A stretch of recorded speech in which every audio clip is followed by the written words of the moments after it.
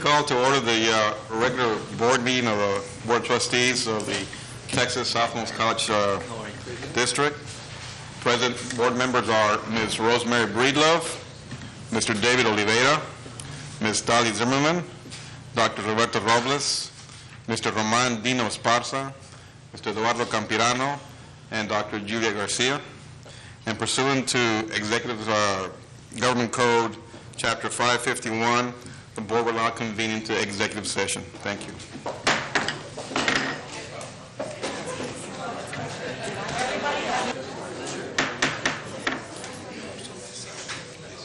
The board's now back on a regular session.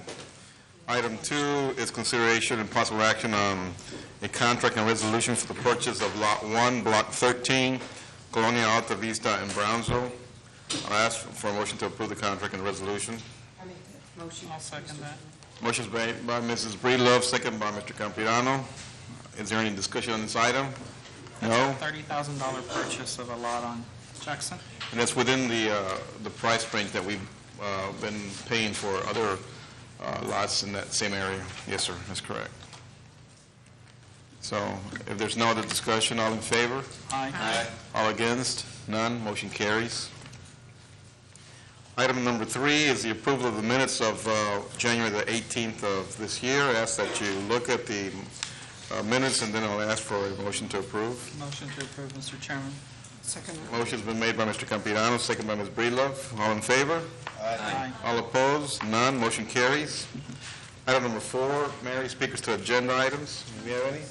Okay.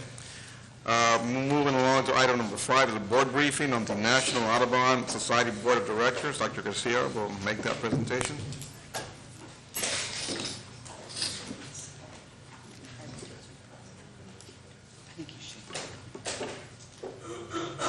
Good evening. It's my pleasure to have an opportunity to talk to you this evening about the National Audubon Society and explain why I think that's an important topic for us to consider. Our university has had a long-standing commitment to environmental studies and conservation through our care of Rancho del Cielo, a biological field station, as you know, located in the fragile mountain rainforest of Mexico. Each year, scientists, students, and visitors from around the world use our site at Rancho del Cielo to further knowledge on the unique flora and fauna of this unique interface environment just a few hours south of our campus. Additionally, last year, several faculty members took lead in the Bahia Grande Wetlands Restoration Project, which we believe is one of the largest restoration projects ever to be undertaken in the United States. The project includes multifaceted collaborations with higher ed institutions, among them including other UT, A&M institutions, federal and state agencies, K-12 students, and local businesses working together to restore, to beautify, and bring to a viable manner a 10,000-acre area that lies between our main university campus in Brownsville and the Gulf of Mexico. Lastly, our unique ability to offer classes at the extended campus sites that we have in Port Mansfield, in Port Isabel, and South Padre Island and our recently approved bachelor's degree in environmental sciences that we expect soon to expand into graduate studies in environmental sciences, position UTB-TSC to take a lead role in marine and environmental biology on the Gulf Coast of Texas. In addition, on our campus, we have always been tuned in to certain values of land development. In our own master plan, we talk about openness with design space. We talk about creating an inviting ambiente. We talk about the ecology of the location and making sure that we're sensitive to that in the design. The region's unique cultural characteristic and the natural features that are adjacent to our property. For all of these reasons, when I was asked to serve on the National Board of the Audubon Society, I decided that it was relevant to the culture on our campus, to the current and past work, like at Rancho del Cielo, and certainly to what our future portends in environmental sciences. So I thought I have attended my first meeting as a member of that board. Interestingly, it is the first, they have just completed their 100th year as an association. And so I attended the first meeting of their second century. It is the oldest conservation society in the United States. The mission for Audubon is to conserve and restore natural ecosystems, focusing on birds, other wildlife, and their habitats for the benefit of humanity and the Earth's biological diversity. Some of you may know the name John James Audubon. He was not the first person to attempt to paint or describe all the birds of America, but for half of a century, he was the young country's dominant wildlife artist. His seminal Birds of America collection of 435 life-size prints quickly eclipsed what had been before a seminal work by a fellow named Alexander Wilson. And it is still, to this day, a standard against which 20th and 21st century bird artists are measured. Although Audubon had no role in the organization that bears his name, there is a connection, because one of the early founders of the Audubon Society was tutored by Lady Audubon, and when the organization got put together, they decided to honor this person that had committed his life's work to documenting birds of America. Today, the name Audubon remains now synonymous with birds and bird conservation and the conservation of ecosystems the world over. There is a national board of directors, and then there are regional board of directors. The national office is located in New York with chapters across the United States. Over 100 years ago, a committed group of Americans came together as part of the Audubon Society, and their first issue, and you talk about how issues change over time, their issue, that first attempt, was to protect birds from slaughter at the hands of plume hunters. Women were wearing hats with plumes, feathers, and they were quite fashionable. And they were killing birds in order to make that fashion statement. It was these early conservationists then who founded a National Audubon Society. In 1910, the fledgling group fought for the legal protection of birds, and eventually that led to the passage of an Audubon plumage law and turning public opinion against the wearing of feathers. 14 years later, Audubon strikes again, and this time it was to try to now preserve land for birds. So instead of just worrying about who was killing them or who was defeathering them, they decided what they needed to do was think about bird habitats. So they began the process of trying to form sanctuaries. The first two, one was in Louisiana, and the second one was in the state of New York. Then they began looking at what kind of lobbying efforts they could be involved in to help with key legislation. In 1918, it was the Migratory Bird Treaty Act. President Wilson signed the historic law enforcing provisions of the treaty, and it was the landmark law for protecting wild American birds. Years later, it became the Wilderness Act when President Lyndon Johnson signed that act, designating 9 million acres of roadless area as protected wilderness. It was Audubon's lobbying efforts that were key to that campaign. And many of us remember the book, The Silent Spring by Rachel Carlson, that scared many of us, and it was, of course, discussion about DDT.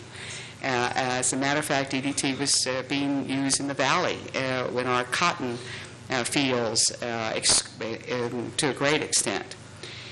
It became then a struggle that Audubon took up, and it was decades before that struggle became successful. But in 1972, EPA then banned the use of DDT. And so the pesticide ended its use with a federal ban on most of its uses in the United States. A year later, they rose to action again, and this time it was for the Endangered Species Act. Congress established a safety net for birds and wildlife on the brink of extinction, such as the bald eagle, which was one of the most extinct birds. The same year, it was the Land and Water Management Act and the Water Resources Act. The legislature enacted these laws, which became the basis for water management districts, and many of us don't make the connection with why we now have the water management districts in many of our communities. Land use protection, including the designation of protected areas like the Florida Keys, the Big Cypress, and the Green Swamp as areas of critical concern. Alaska, 1980, and their attention turned toward the national interest of conserving some of the most pristine wilderness left in the United States. Congress then passed the Alaska National Interest Lands Conservation Act, creating the Arctic National Wildlife Refuge. And you often hear still a great deal of controversy about oil drilling. And that's because not all of the land was protected. There is still 1.5 million acres on the coastal plain considered by many the biological heart of the refuge that is not protected land. And that's why oil drilling can still occur and why it still is a contentious subject. In 96, it was the Farm Bill. Congress approved a Farm Bill with $200 million that they thought was an extraordinary large amount, and it was at the time. And it was for Everglades restoration. And then President Clinton decided to trump that with $1.2 billion in Everglades restoration. So all of a sudden, people were seeing that not only could they pass laws to protect, but they could actually lobby effectively to pass laws to be more proactive and restore property. 1997, the National Wildlife Refuge System Improvement Act. And this established for the first time a Wildlife First mission for the National Wildlife Refuge System, directing America's refuge, the wildlife refuge, to be managed in order to preserve their biological integrity, but not without compromise. And I think that the compromise here was the most interesting. They wanted the public to be able to use it. So it wasn't enough just to protect the land, but how could you come to an agreement that says we'll protect it, but folks can also enjoy it? So there are agreements that were devised to allow for bird watching, for hunting, and for fishing. And so the notion of managing public lands to allow for those three kinds of activities and still the perpetuation of the species involved there became important. And 2000 then, and it became the migratory bird agenda. And that was to conserve and establish a matching grants program that would fund projects in the United States, Latin America, and the Caribbean, helping to assist and perpetuate healthy populations of neotropical migratory birds. The meeting that I attended in discussion was about global warming. And while we in the United States often are thrilled because we have all these birds now that, when we were growing up, we didn't have here, Part of the reason seems to be because of the global warming issue, and so you'll see them moving in that direction more and more. And then finally, in 2005, Audubon campaigned to restore habitat along the upper Mississippi River, celebrates a victory. The Bush administration requested full funding of $34 million for environmental management of the upper Mississippi in 2006. Probably not coincidental to the fact that Katrina had hit. Well, what is Audubon doing in Texas? There are 19 chapters or affiliations in Texas, including the ones you see here in Dallas, Houston, San Antonio, Abilene, College Station, Houston, and Corpus. The Rio Grande Valley Delta Audubon Society is located in Brownsville. The Sabal Palm Audubon Center, that is the Audubon Center for the Valley, is so well known that everyone at the meeting when I was introduced said, "Oh, you're from Brownsville. That's where the Sabal Palm Sanctuary is." And so, yeah, they're birders, and they know about things like that. But the reputation of how much care there's been for that particular property and the Sabal Palms is infamous. The Sabal Palm Audubon Center and Sanctuary harbors one of the most beautiful and critical ecosystems of South Texas and northern Mexico. Sabal palms once grew profusely along the edge of the Rio Grande in small strands or groves, extending about 80 miles upstream from the Gulf of Mexico. Today, imagine 80 miles of those palms that were originally here. Today, that portion is very small, and it's protected, and it's 527 acres that are on the Audubon Sanctuary. Audubon is now joining local agencies around the country to spur neighborhood revitalization efforts that are stalled because of polluted properties. And so you see him now reaching into a whole new area. The plan is to clean up sites, maybe a site that used to have an industry on it that left it polluted and litigation was unsuccessful in doing anything except owning the site, but it's still not habitable. And they convert these sites to parks with Audubon centers that offer nature education programs for the community. Two examples: San Antonio, a 1,200-acre Mitchell Lake site. The property for years was a sewage drain field. It is now restored, and it is a bird and wildlife sanctuary. Another one is in Dallas, where a contaminated landfill along the Trinity River was acquired by the city. It was sealed, capped, and revegetated. And through a partnership with Dallas, a new Audubon Center will be located on this 100 acres of parkland behind the site, and it will serve as a gateway to the 6,000-acre Great Trinity Forest with an extensive network of hiking, biking, and nature trails. And finally, the Audubon Magazine. Something that I was surprised to learn, many things, but this one included, was that of all the magazines that are put out in the United States, this has the second highest distribution and sale. And not only, of course, by Audubon members, but the photography is fantastic, and the stories that are in the reporting is of high quality. I wanted to conclude by simply mentioning that I think it is important as we move forward. The priorities for Audubon are going to include, as I mentioned, land and water conservation as priorities, and also global warming. I will attend meetings 3 times a year at different sites. When we attend those meetings, we are taken to sites that have been restored, like most recently in Dallas. It is my hope to be able to use whatever networks are available through Audubon for the purposes of our university. Be pleased to answer any questions that you might have.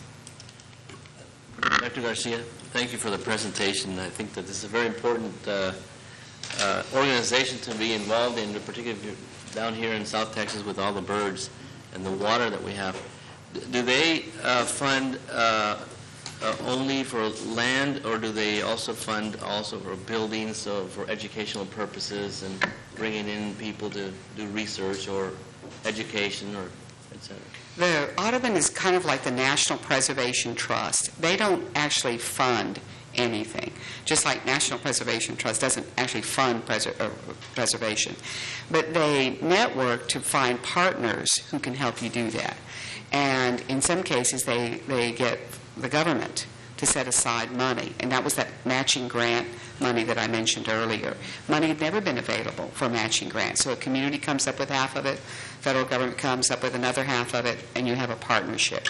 In Dallas, they did an extensive fundraising effort and raised thousands and thousands of dollars to help with the project that they were talking about there. So they know who the researchers are, they can connect you with them, they serve as a facilitator or a connector, but not particularly as a funder. Good. So it would be a good idea, I guess, to look into and expand our membership into the Audubon Society. I tried to convince him I was not a birder, and I said, you've got the wrong one, the wrong lady, because I'm not a birder. And yet, as I started to think about all the things that we're involved with here that are relevant to the work that they're involved in, it seemed an important connection for us to make. So I am beginning to learn about birds. Yeah, Dr. Garcia, just a comment. I'm really pleased that you're on it, that you made the commitment to get on it, just for that very reason. And I think there's so much more that can happen here in the Valley, and with your input and communication skills, et cetera, sitting on that Audubon board, I think it can make a huge difference in what we're doing with conservation here in the Valley, and I appreciate that. I know you in so many other things, but I think it's imperative because we have so many huge issues now. This Bahia Grande project is wonderful, and with you involved in it, I know we can pull some and partner with them in a lot of things and make these wonderful things known that people just aren't aware about here in the Rio Grande Valley. So thank you for doing that. Thank you for the presentation. Appreciate it. Thank you, Dr. Garcia. We now move on to item number 6. It's the Student Affairs Partnership Committee report, and that will be Ms. Dolly Zimmerman to report to the board. Mr. Chairman, the Student Affairs Partnership Committee Continue? Okay. The Student Affairs Partnership Committee convened on January the 30th, 2006. Members present were Dr. Hilda Silva, Dr. Roberto Robles, Karen Fuss, Summer, Minnie Lucio, Michael Camarillo, Virginia Ucolai, and myself. And I was a little bit tardy because I was here at the BBAC meeting, and so I missed some of this discussion. I apologize for that. Mr. Dan Huntley, Athletic Director, gave an update on our athletic program. He reported that UTB-TSC has officially been accepted into the National Association of Intercollegiate Athletics, NAIA, and into the Red River Athletic Conference. Mr. Huntley explained that this semester will be the last time that we will be participating in the National Junior College Athletic Association with our baseball program. Beginning in fall 2006, UTB-TSC's volleyball, baseball, and men and women's golf teams will participate in the NAIA and the RRAC. Dr. Robles was also present, so if you want to intervene, you can at any time. Mr. Huntley also reported the approval of a $2 increase to the student service fee. The fee is earmarked for the growth of the athletic program at UTB-TSC. The added revenues from the student service fee will allow us to convert the golf coach position from part-time to full-time, hire an athletic trainer, which is required by the NAIA, add a sports information director, and 2 additional sports programs. The committee discussed options for increasing the number of athletic programs on our campus. Soccer is one probable program addition. Mr. Huntley reported that he has begun to research soccer facilities throughout the Valley. Mr. Huntley was asked to prepare a proposal for an on-campus soccer facility for the committee's consideration. The committee will meet once a month to continue to discuss the athletics program and other areas within the Division of Student Affairs. You know, just this afternoon I was approached by an individual, and he was asking me why is it that our campus does not have a soccer program. So I said, funny you should ask. One is in the works, and I think this is the right direction that this board is and the committee is going through to enhance our sports activities on campus. And certainly with the talent that we have down here, soccer is a logical sport to have on campus. I have a couple of questions. I don't know if this is a Dan question or a Hilda question, but I guess, it's the soccer is a probable program addition. What's the status? Where are we with that? I mean, I understood that we were actually, as we went out and looked to hire a volleyball coach, we're also going to be looking for a soccer coach. Are we making any progress? I mean, are we really shooting for the 2006 season? That's one question. May I begin by answering that question? We have not made the decision finally to proceed to add soccer as a team. But you heard Trustee Zimmerman's report. We are in the process of trying to figure out what that would mean, how much it would cost, what kind of facilities would be required, and so that when we make the decision, and that means we would be recommending it to you, propose a decision to you, it would be one that's well thought out. And so we're not quite there yet. It is, however, also the case that if we don't start to recruit a soccer coach now, that we will lose an opportunity to get into that season. So as usual here, we're always trying to kind of do two things at one time, and we're caught in the same situation. So I did give Mr. Huntley permission to go ahead and start to search for a soccer coach so that if we move quickly with this, we can also move quickly with the next, and so we would not be delayed. That's a beginning answer. Well, I mean, that's a perfect, I guess my question, then I'll rephrase it, said, what's our best case scenario for actually having a soccer program, men and women's, on our campus? I mean, what would we ideally shoot for? And, I mean, facilities I don't think is going to be a problem. I mean, every high school's got a regulation-sized soccer field, at least initially, and then we are talking about developing a recreational field on campus as part of the rec project that, might fill a void or something. But just best-case scenario, I guess, might be the better way to frame that question. Well, we certainly are encouraged with the progress that we've made, having been officially accepted into NAIA and everything that you've already heard. But we are still very much in the I asked for at least 2 weeks of coming back to the Provost Council and then Executive Council with a proposal. No, so we'll start in 2 weeks? That's No, I didn't say that. Oh, okay. But and that proposal will be detailed in terms of what does that mean in terms of adding soccer, in terms of the budget, in terms of Title IX issues, in terms of additional scholarships that are needed. So certainly Dan and I are very encouraged with the progress that's made. We're encouraged that the students and the community supported an increase of $2 in order for us to kind of move forward in that. But Dr. Garcia is absolutely correct. I'm needed to kind of hold Dan back a little bit because just as you're getting calls about where are we with soccer, we are getting them almost on a daily basis. So I think the students are excited. We are, and we certainly don't want to impede that progress, but we really need to study this very carefully because we need to make sure that we are prepared. Obviously, soccer's not coming this fall, but we are moving into NAIA in the fall with the sports that we do have. But Dan has done a lot in the short time about looking at what's out there in terms of the community. Okay, so we're essentially looking at the 2007 season as the best case scenario. Absolutely, yes, sir. Okay. The other question, I'm sorry. Go ahead.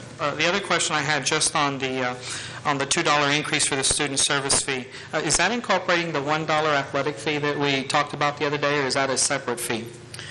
What we needed to do is, in order to have a separate athletic fee, we learned that we needed to go before, we're going to go before a student referendum and set aside a fee that would really take care of the entire athletic budget. By asking for just a $1 increase to the student services fee and a $1 athletic fee, which in turn we already knew that we needed to increase it by $2 to at least have a $2 fee. Because right now, the way the athletic program is being funded is funded completely through student services fees. So what we're going to do is we're going to be true to what we said in terms of using the $2 increase to increase our athletic program, but we're probably going to go back, or we'll go back next year and actually propose a standalone athletic fee that will support the whole athletic program. So, but that's going to require going before students for a referendum and the legislature as well, just like we did with the wellness center. sir. So if the students turn it down, then we... Stay with the $2. Well, I'd understood that, I mean, in the whole discussion and presentation, that was one of the things that really came out in that whole discussion. The students do want to see a development of an athletic, and that $1 fee was something that at least on all the campus discussions and the presentations, all that was being driven by student participation desire, and you know, we had that fee in there as a schedule. Now, I guess what you're saying is we're going to go back and rethink that? No, we are going to use, just the fees that were approved are going to be used for athletics. It's just going to be used, it went in as an increase to the student services fee. But we had specifically, I thought we had specifically designated an athletic fee of $1 as part of that schedule. Mr. Campidano, we tried to do that. Okay. And we thought we could do it by the way we raise student services fee. And that means that we simply vet it on campus, come to you and ask for permission, and then install it. We've learned subsequent to having done that an athletic fee, in fact, separate from that, requires a student referendum. And so we are using those $2 for athletics. So we're true to that part of what we've done. So the schedule was corrected, just that we found out that we couldn't do it that way. That's right. Oh, okay. That's right. That's fine. And so it requires us to now take the next step. Well, I'm encouraged that, you know, Mr. obviously Chairman. progress is being made, so that's good. I was at the meeting as well. I have to tell you that both Dr. Silva and Mr. Huntley are doing a fantastic job, and they're advancing the ball. The soccer ball? Quite rapidly. But one of the things that With their feet, right? I asked them to do is to, instead of nickel and diming things and here and there and this team and that team and this, is to come up with a list of potential sports activities that can be reasonably brought to the university and the college, and then to tell us more or less how much land they need. You know what I mean? So it's not just a soccer field, but if we're going to get into something else, to tell us how much land do you foresee that we're going to need, because that's important, because that will allow us to plan for over the next 5, 10, and 20 years. Correct. Yes, So sir. that's going to be important. Yes, sir. Along those lines, for the short term, just for your information, I think, Mr. Huntley, you might already know this, but the Brownsville Community Improvement Corporation of the City of Brownsville is building or designing a park off Merriman Road, north side of Brownsville, and it's, I think, designed to have anywhere from 6 to 9 full-size soccer fields, and one of the fields may be an all-weather type field, and your input on that design would probably be timely, and following up with Dr. Robles' comments, I mean, for the short term, if things get started, that would be a tremendous facility to be able to take advantage of. And I have talked with some of the board members about that project, and from what I understand, in the past 2 weeks, they're not there yet. They were hopeful to break ground this summer. They're probably 2 years off from even breaking ground now, from what I understand. I hope not, because I sit on that board. Maybe not. Breaking news, you know? So maybe I've misinterpreted, but that's the information that I got back. Okay. So, but it is one of the options that are out there for us that I have looked into, and I know that they do. The rec board does meet, and I'm hoping to be there in March at the rec board meeting to make a presentation. All right, thanks. And also, congratulations on the hiring of a volleyball coach, so Yes. that's the other thing, too, on that. So, and I guess in 2 weeks, I'm supposed to forget the 2 weeks, that's right. Thank you very much, Dr. Thank you. Silva. David. Thank you for the report. Ms. Silverman, thank you for your report. We now move on to item number 7, which is the Business Affairs Partnership Committee report. This is, Campirano? this isn't nearly as exciting as the discussion on athletics for the campus, and certainly raises the emotional stakes here. But we did have a meeting of the Business Affairs Partnership Committee. The first item for discussion at the meeting was consideration and possible action on a resolution granting certain tax exemptions to the certain historic sites under the 2006 Heritage Plan. The Texas Southmost College District has participated in the City of Brownsville's Heritage Plan since its inception in 1986. The resolution in your package is in keeping with the district's commitment to the preservation of historic properties in the area. The amount of the tax that we're talking about for fiscal year 2006 is really $4,800, which represents an increase of $480 over the previous year, and this increase is due solely to the increased property valuations. There is 2 additions of 2 new properties added to the list, the Webb Millard Drugstore and the UTB-TSC Cotton Compress. Mr. Joe Gavito, who is the city's heritage officer for the city of Brownsville, is present if you have any questions. The committee did discuss and recommends, and I would move that we adopt the resolution granting certain tax exemptions to certain historic sites under the 2006 Heritage Plan as presented. Motion's been made to recommend the adoption of the resolution granting those tax exemptions. So moved. Second by Dr. Robles and Ms. Breedlove. Any further discussion on this item? None. All in favor? Aye. All opposed? None. Motion carries. Thank you, Mr. Gavito. Second item for discussion was the consideration and possible action on resolution authorizing district staff to participate in the local government purchasing cooperative. Last month, the board approved the policy update, which allows the district to participate in the group purchasing programs. In order to use the buy board program, which is one of these programs, the board needs to approve a resolution authorizing staff to enter into a interlocal agreement. Group purchasing programs allow the district to identify qualified vendors of goods and services, reduce the number of steps in the bidding process, and reduce the cost of goods and services. These cooperative purchasing programs are not new to governmental entities. The City of Brownsville, the county, just about everyone participates in these. It can considerably reduce the amount of administrative work associated because the vendors have already been qualified, identified, the price of the goods have already been negotiated. This is an efficient way of moving on buying goods and services. The committee discussed it, and certainly the committee recommends, and I would move to adopt the resolution authorizing the district staff to participate in the local government purchasing cooperative. Hey, does this allow us to impact also on local vendors who are...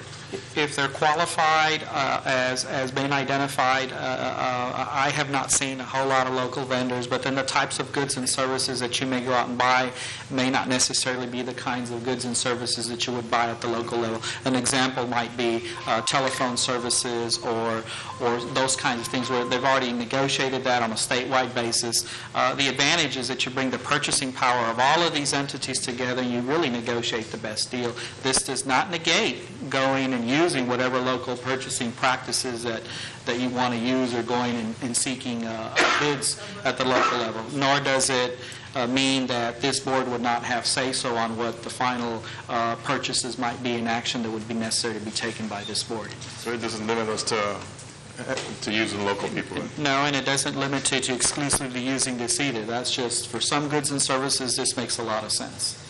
What are the criteria to qualify for the purchasing cooperative? Do you know?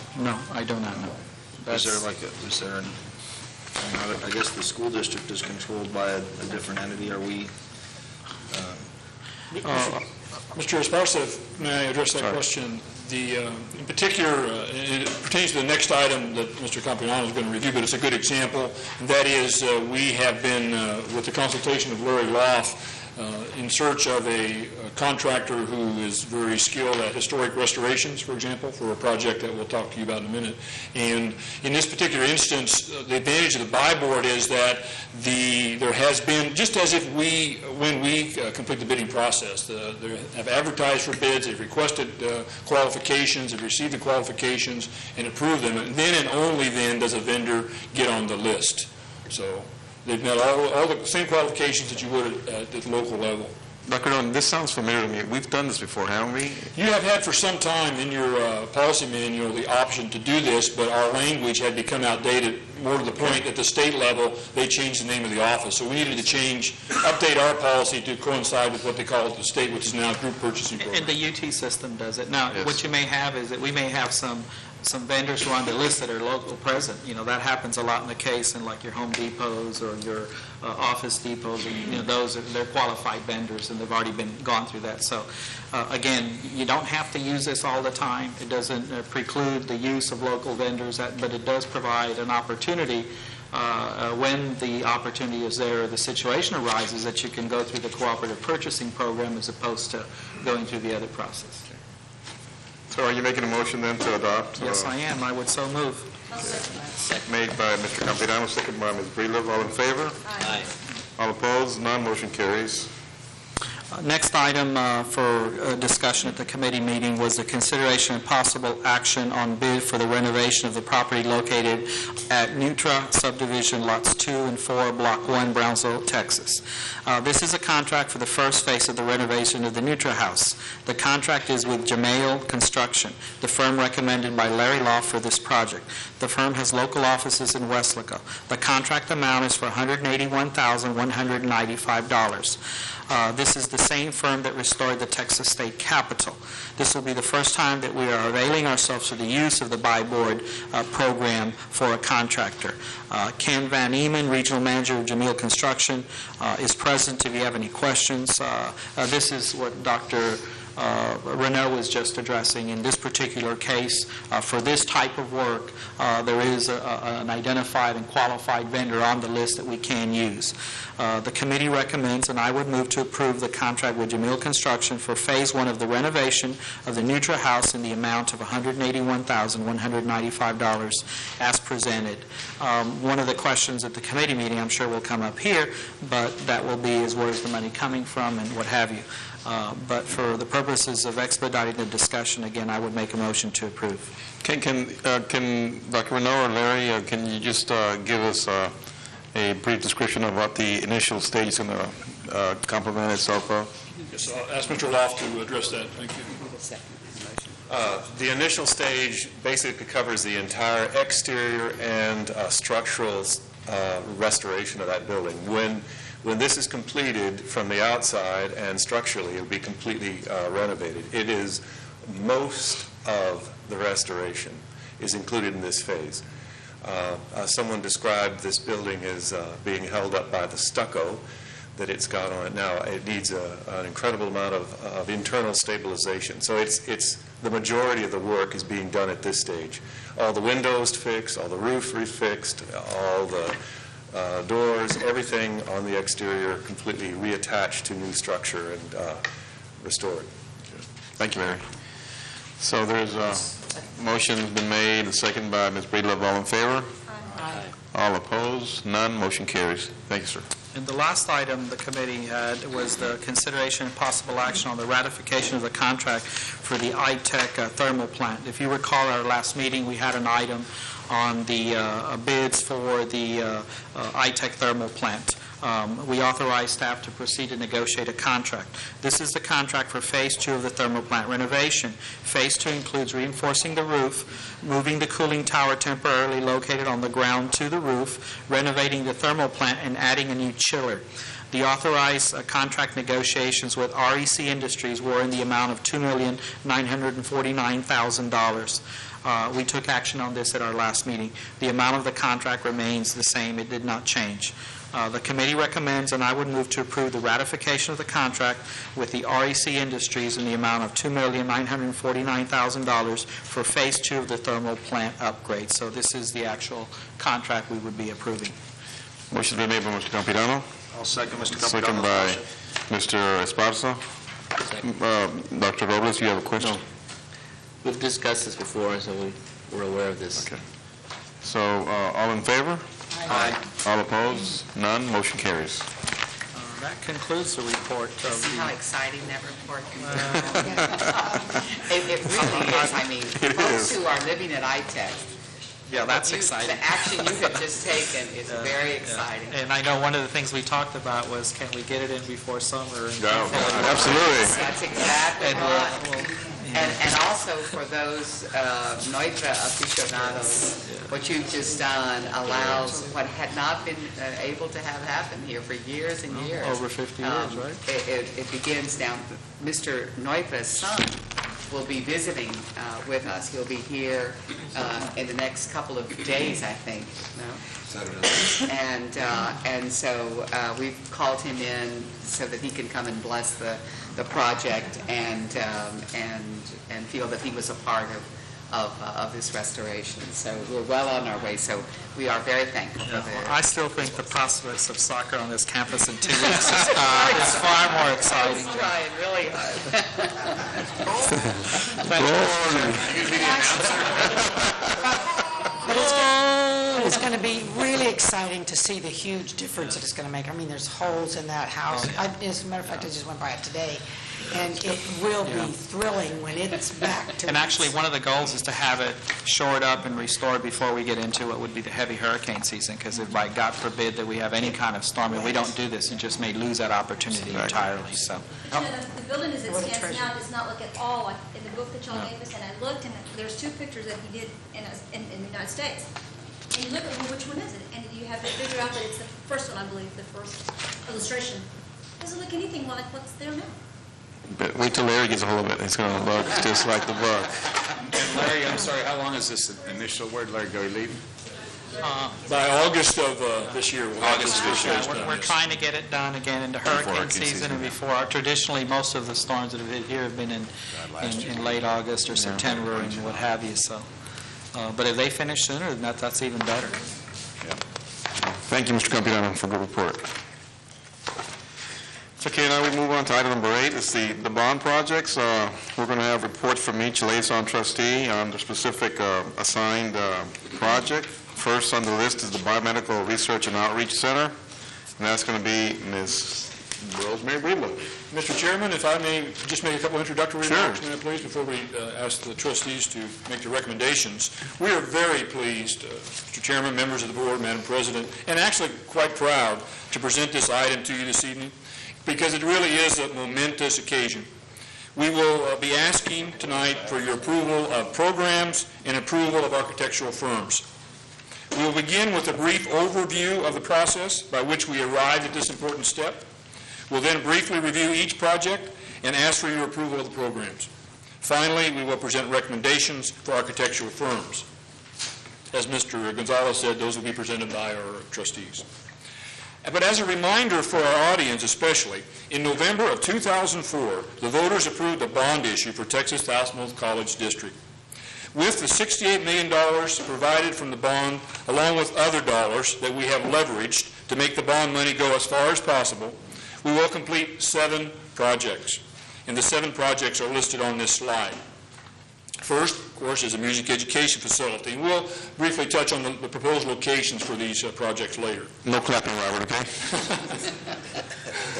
Secondly is Kinesiology education facility. And I want to note that this project is a very good example of the leveraging I referred to just a little bit earlier to make the most use of the bond money, because this facility will be a partnering project with our students, since bond money and student fees will be used to build a wellness, recreation, and kinesiology education complex. The resulting facility will be bigger and better than either partner could afford on their own. In addition, the third project on the list is the general purpose classrooms. We'll also be building a new library facility, as well as making important improvements to the existing Oliveda library. We will be building a center for early childhood studies, also a biomedical research and outreach facility. we will be making both interior and exterior improvements to the International Technology, Education, and Commerce Campus, also referred to as ITEC. While we are all anxious, and I know especially the trustees, to break ground and actually see the buildings go up, in many ways, the recommendations that we have for you this evening reflect completion of some of the most important steps in construction. Programming is complete for most of the projects, and programming is what determines the purpose and mission of the facilities. That is, what actually goes into the building and which spaces belong next to each other to be most efficient. This step, programming, requires the participation and input from all key stakeholders, which we have had in abundance, for which we're very thankful. And unless this step is done thoroughly and properly, it will result in costly corrections later. You can be confident that what we are presenting this evening is a result of a very inclusive, comprehensive, and thorough process. Just a reminder about the proposed locations, and actually the final locations for each of these projects will be determined by the best possible use of each site. But here's a review of what we have identified as preliminary project locations. First, let me draw your attention to the upper right-hand portion of the slide there. That's where we're proposing to put the Biomedical Research and Outreach Facility, would actually be adjacent to the existing Life and Health Science Building, the Biology Wing, and there would actually be a walkway connecting this new facility with the existing one. Secondly, I'd like to draw your attention to the Center for Early Childhood Studies site, which is east and south of the new Education Business Complex. Behind it, we are proposing to locate a facility for small and medium-sized classrooms, more closer to the Resaca there. You'll notice to the left of the photo, our proposed site for the new East Library, which is west of the Education Business Complex, and then behind that is a proposed site for a facility that will provide us primarily large classroom spaces.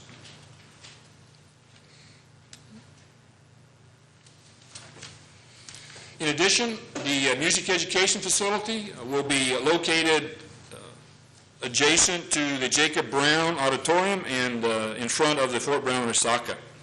As I mentioned before, our projects, one of our very important projects is improvements actually to the existing Oliveta Library. The Oliveta Library will continue to be an important part of our library system, and these renovations will allow it to play an even more important role in our library of the future. I mentioned earlier that it is critical that representatives from all key stakeholder groups be included in the programming process. And that is the only way to ensure that these buildings will meet the needs of our campus. The trustees approved the process that guaranteed input from all key stakeholders. We received comments, information, and advice from several experts on campus. Among them are the departments that are viewed for you there on the bottom of the slide. Of course, a lot of extremely critical input from our faculty and staff, and we'll talk more about that in a minute. But our key, what we call our expert departments on campus, including our infrastructure and telecommunications that advises us on internet connections and the telephone connections, media and distance education, disability services, our information resources department, our facilities maintenance, security, and of course our design and construction professionals. We solicited input and advice and consultation from all of those groups. That advice and consultation was used to make recommendations to the Campus Advisory Committee, which considered that input and formulated a recommendation to the Board Bond Advisory Committee, which brings us to the recommendation this evening to the Board of Trustees. The Campus Advisory Committee's role is to consider the mission and actual needs of the users and to make a recommendation to the Board Bond Advisory Committee. Each Campus Advisory Committee includes deans, or academic deans. It includes faculty representatives and staff representatives. The role of the Board Bond Advisory Committee, also known as the BBAC, is to oversee the bond projects by providing input and to review recommendations from the President, Executive Council, and the Campus Advisory Committees, as I mentioned, regarding architect selection, programming, schematic design, substantial completion, and final acceptance. I hope that this brief review of the process gives you even more confidence that the recommendations that we are presenting this evening result from a very deliberative, inclusive, and thorough process. I'd like to now ask Ms. Veronica Mendez, our Assistant Vice President for Construction, who has played a major role in successfully getting us to this stage of the process, to describe the project management team. Thank you, Dr. Renaud.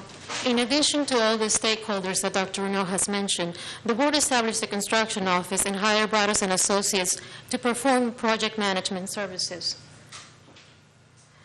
There were many professionals involved in the programming process, from programmers to audiovisual and telecommunications and telecommunication consultants and mechanical engineers.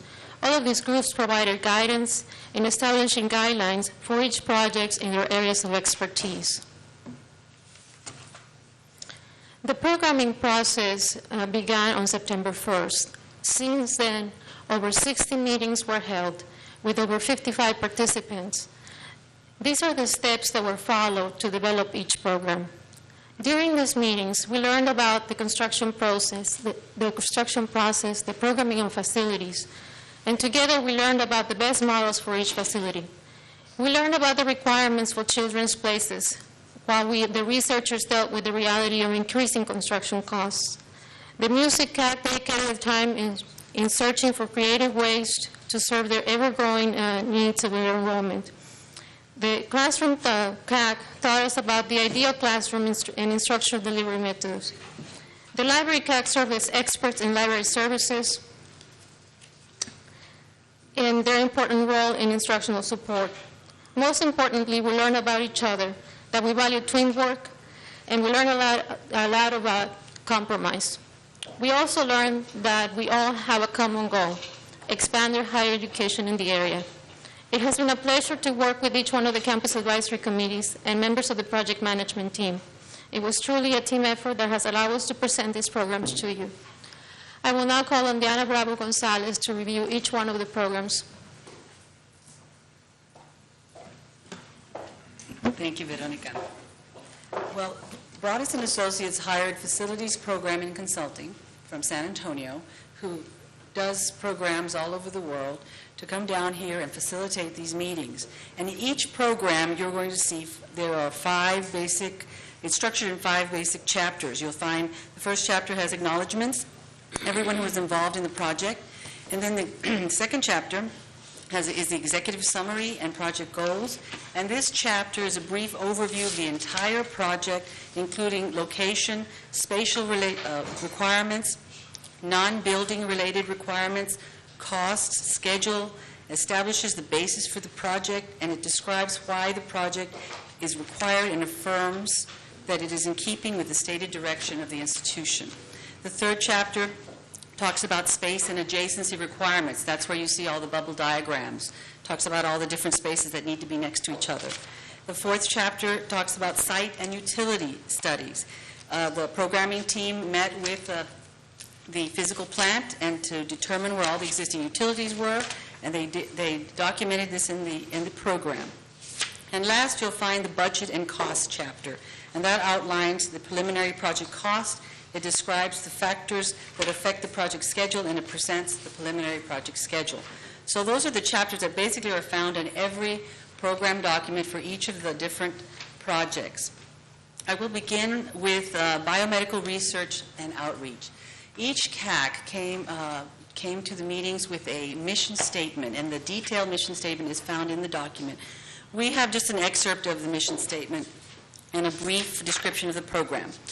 In biomedical research and outreach, we'll create much-needed research laboratories, office spaces, a vivarium, and a place to inform the community. Basically, the program has 6 laboratories, 8 offices, a vivarium, which is an animal holding facility, administrative support spaces, and a community outreach center for a total square footage of 14,500 square feet. At this time, I'd like to ask Rosemary Breedlove to, please. The Board Bond Advisory Committee met on February 6th to review the proposed program for the Biomedical Research and Outreach Center. In attendance were Chester Gonzalez, Student Representative Jessica Chavez, Luis Colon, faculty member, Phoebe Crooks, staff member, Dr. Garcia, members of the Executive Council, and myself. I'd like to say, even though we are probably one of the smallest committees, well, not committees, but project, we did not lack enthusiasm. The group that attended was very enthusiastic about what they want and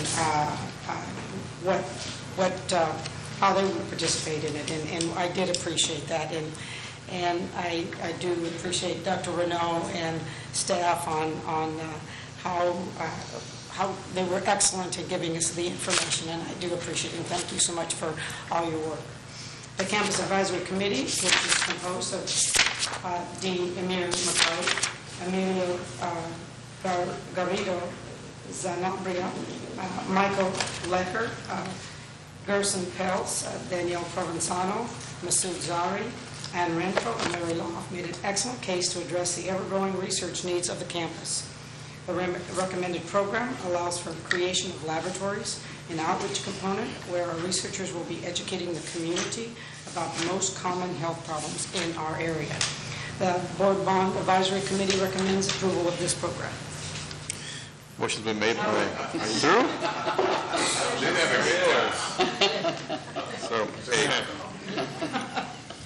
So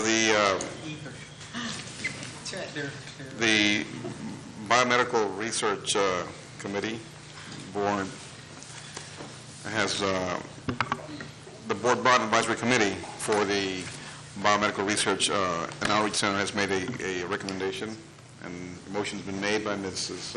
Breedlove. Second. Is there a second by Dr. Robles and Mr. Rivera? Any discussion or further discussion on this item? None? All in favor? Aye. All opposed? None. Motion carries. All right, the second program we present for you tonight is the Center for Childhood Studies. An excerpt from their mission statement will address the academic and linguistic needs of preschool children by providing scientific research-based instruction. The program briefly consists of an administration area, 8 classrooms for 3 to 5-year-old children, observation rooms, multi-purpose cafeteria, a commercial kitchen, and properly sized playground facilities for a total square footage of 16,800 square feet. At this time, I'd like to call on Dolly Zimmerman. Thank you. To present. Mr. Chairman, the Board Bond Advisory Committee met on January the 30th to interview several architects and forward a selection to the Board of Trustees. The meeting was well attended. Beth Pace, community member, was present. Mr. Chester Gonzalez, Dean Stockton, and faculty member Vijoya Verin were also present. The committee reviewed the contents of the program as recommended by the Campus Advisory Committee for this project. Oh my gosh, we were so excited. I was so excited. I wanted to go back in the classroom. And being teacher of teachers, it's just so exciting, and talking about size of doors and doors to be short for children, and it was just really exciting. And so I left with a whole lot of enthusiasm, and that's why I was late for the other meeting. But this was really fun. Also, it was work, but it was a lot of fun.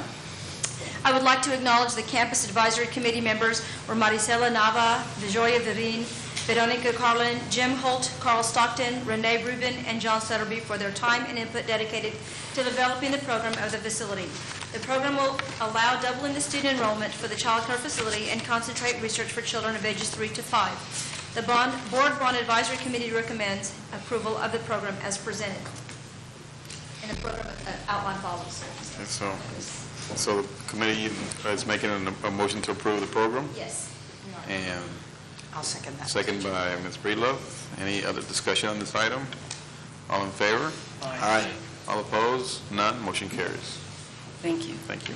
The third program we bring to this evening is the Music Education Program, to advance music both locally and regionally, producing students who are articulate, culturally literate, and critical thinkers. The program, briefly outlined, is 600-seat recital hall, large rehearsal hall, medium rehearsal hall, and teaching studios, for a total square footage of 27,800 square feet. May I ask Dr. Robles, please present this? Yes, thank you. Chairman, the Board One Advisory Committee met on February 10th to review the program for the music education facility. The meeting was well attended. In attendance were Community Representative George Ramirez, Student Representative Ginger Wheelock, Dean Charles Dameron, Faculty Representative Suzanne Arbish, Staff Representative Marty DeGregorio. Also in attendance was Mr. Chester Gonzalez, Dr. Garcia, and other members of the Executive Council. Former board member Mrs. Mary Rose Cardenas joined us as well. Other campus advisory committee members for this project included Alan Clark, Terry Tomlin, Art Brunlow were also present. The campus advisory committee recommends the program which addresses the most critical needs for the music department. I wish to thank the committee members for spending countless hours in creating this program. Their efforts and willingness to compromise as well as move the project forward are greatly appreciated. So the board advisory committee has made a recommendation, Yes. and may I have a second? I'll second that. Okay, second by Mr. Campirano. Zimmerman? All in favor? Aye. All opposed? None? Motion carries. Quick Okay, the fourth, I noticed on the location of this building, it's right behind Jacob Brown. I remember discussion, I don't remember which meeting, but is Jacob Brown going to be incorporated into the construction of this building, or is that something long-term? Can you refresh my memory on that? Well, the next item is to hire the architects, and when we hire the architects, we're going to ask them to look at the entire fine arts area.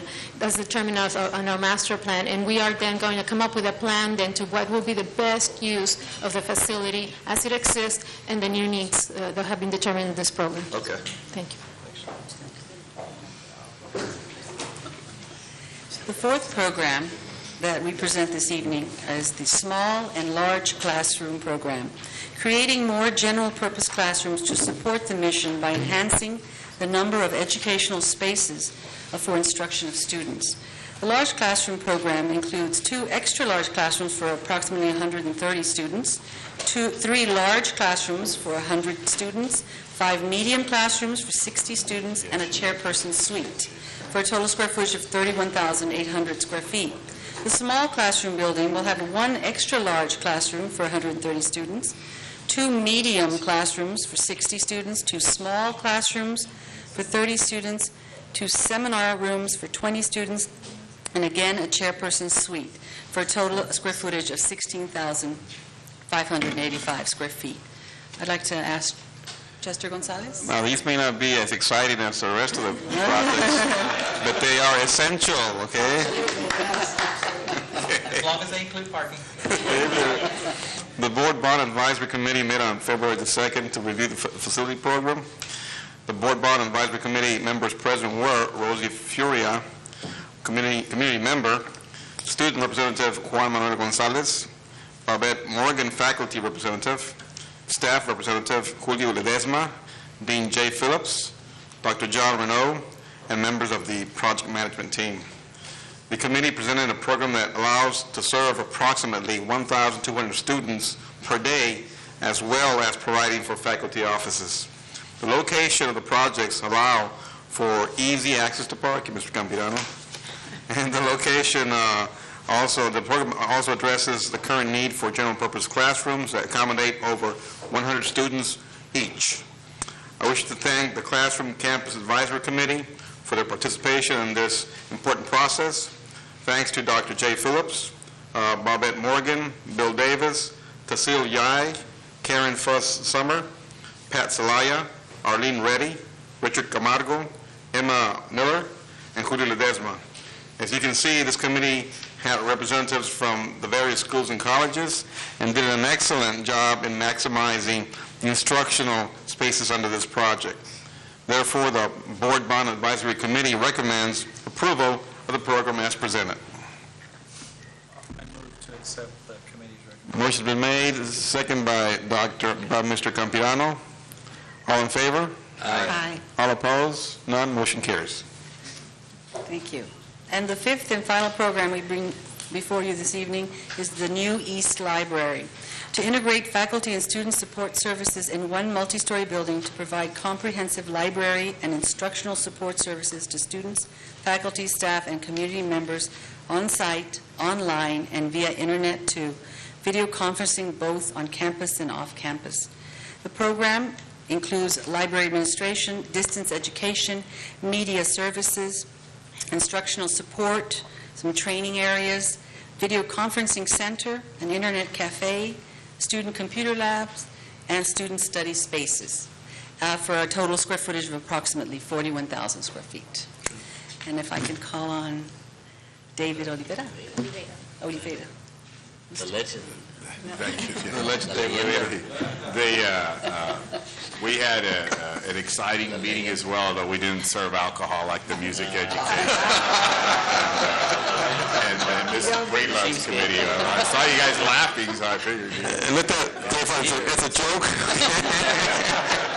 It was a joke. We don't serve alcohol at our meetings. But maybe we should. Settle for beer. I know you We might get more people there. We actually, our meeting was very well attended as well, and we were there to review the program for the New East Library, to review the preliminary program for the Oliveira Library.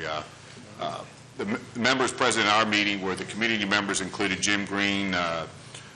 Then we also had Doug Ferrieri there, our head of our library. Our faculty member was Jana Arney, a staff member Kathy Carter, and our chairman, Mr. Gonzalez.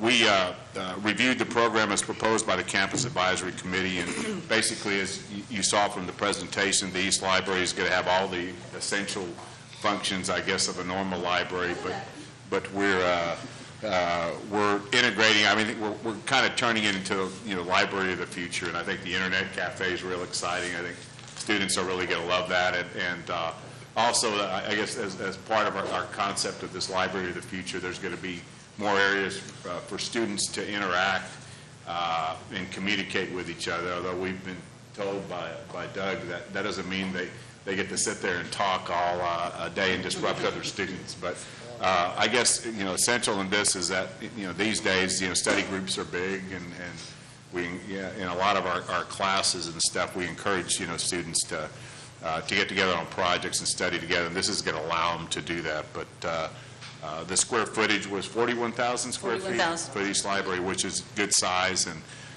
it's going to be on an area of our campus, as you know, that needs a library, and we're real excited about it. It also, we were told by Diana and Gilbert that this particular design allows for expansion as the needs, arise, and I'm sure that'll be here soon, but we are building it with the idea that if we need to expand, we will be able to do that. The other members I'd like to thank were members of the Campus Advisory Committee who worked on the project, and included Doug, Mabel Hockaday, Richard Camargo, Ubaldo Martinez, Renee Sines, Kathy Doherty, Renee Corbet, and Jana Arney as well.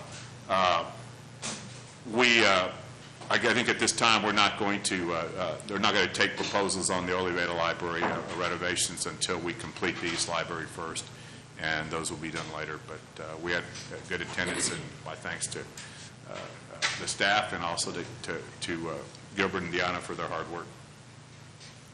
So a motion's been made by the committee to approve the program. It's presented. We recommend approval of this program, Mr. Chair. Thank you. Second by Ms. Zimmerman. All in favor? Aye. All opposed? None? Motion carries. Thank you. On the expansion, are you talking about expanding where you occupy more land, or would it be possibly another story? Or I think vertically was one of the options, and probably be the most likely option since land is so precious. But I think, Yes. I'm sorry, Mr. Oliveira. Yes, the plan is for multi-story, so we will be then providing the structure sufficient to add to several floors up. Brownsville does need a high-rise. What better use than a library? Thank you. Do we still have the selection of the... Yes, sir. The next item is the architect selection process, and Gilbert Gallegos is going to give us an overview on that Thank process. you, Mr. Bravo. Mr. Chairman, members of the board, Dr. Garcia, major milestone this evening, I think, in terms of accomplishment of getting all these facilities programming approved by everyone. Enormous amount of work getting to this particular point. Certainly I want to thank everyone involved in this particular process, because this was a long process, a lot of meetings, a lot of compromises, a lot of discussion, a lot of pain and agony and wishing for more, but hopefully as we proceed forward, we can provide the college the best value possible and maybe increase some additional items in terms of scope as we proceed forward. One of the other items that we were obviously working on is the architect-engineer selection process. As you well know, the board did approve the fast-track process in terms of proceeding forward and trying to accomplish all this within 4 years. So we haven't actually sat still in terms of proceeding forward on the programming. We ran a parallel path in terms of trying to start the AE selection process. And that in itself was a task to get to this particular point also. So I want to thank primarily the evaluation committee that was set aside strictly in generating the short list, because we did receive 26 RFQ responses, a lot of interest on this particular bond program for a lot of firms throughout the state. And that was receiving 26 of those. In Group 1, which is the East Library Classroom Thermal Plant, we received 18. Group 2, Center for Childhood Studies, 13. Music Education, 16. Olivetta Library Renovations, which Mr. Olivetta mentioned that we're going to cancel at this particular time until we move further along in the East Library, 10. And Biomedical Research and Outreach, 11 firms. So a lot of interest, and as they submitted those RFQ responses, we did specifically ask for them to identify which projects they were interested in. So we did this at one time, and we were able to digest all the information and cull the information out so we can go ahead and make sure that the college had the best firms possible for each particular project. The evaluation committee that reviewed all these 26 RFQ responses was Dr. Jose Martin, Dr. John Renaud, Dr. Wayne Moore, Ms. Veronica Mendez, Ms. Diana Bravo Gonzalez, and myself. So we spent much time making sure that we ended up providing some good firms, which I think we did overall in terms of providing good choices for the BBACs and CACs Executive Council to make sure that we provided the best team possible for the projects. The interview process took place many times with BBACs and Executive Council, Construction Council, and the CACs. Group 2 for Center for Childhood Studies took place on January 30th, 2006. We had 3 particular firms that we recommended that were shortlisted to the BBACs, and they were Advidris Architects out of El Paso, Hermes Architects out of Houston, and Wells Janicek out of Dallas. For Group 3, we had from Music Education on February 10th. Those interviews presentations took place. We had Caminos Architects out of San Antonio, Lake Flato Architects out of San Antonio, Richter Architects out of Corpus Christi, and Studio Red Architects out of Houston. Group 5, Biomedical Research and Outreach on February 6th, which was here recently, was Caminos Architects and P&W Architects, 2 firms that we thought were very qualified for all these projects. And the decision in terms of recommendation by BBAC is to forward some firms for consideration by the board for approval and authorization to proceed on the design process for these particular projects. I'd like to turn it over to Ms. Dolly Zimmerman, the trustee and chair of the BBAC for the Center for Childhood Studies, to recommend to the board on this particular firm. Thank you, Mr. Gallegos. The committee met to interview 3 architectural firms. The committee deliberated for some time as the firms were highly qualified and reached the consensus to recommend selecting Wells Janicek of Houston. Wells Janicek firm described themselves as specialists for children's spaces. We feel that they will contribute a great deal to this project, making a great place for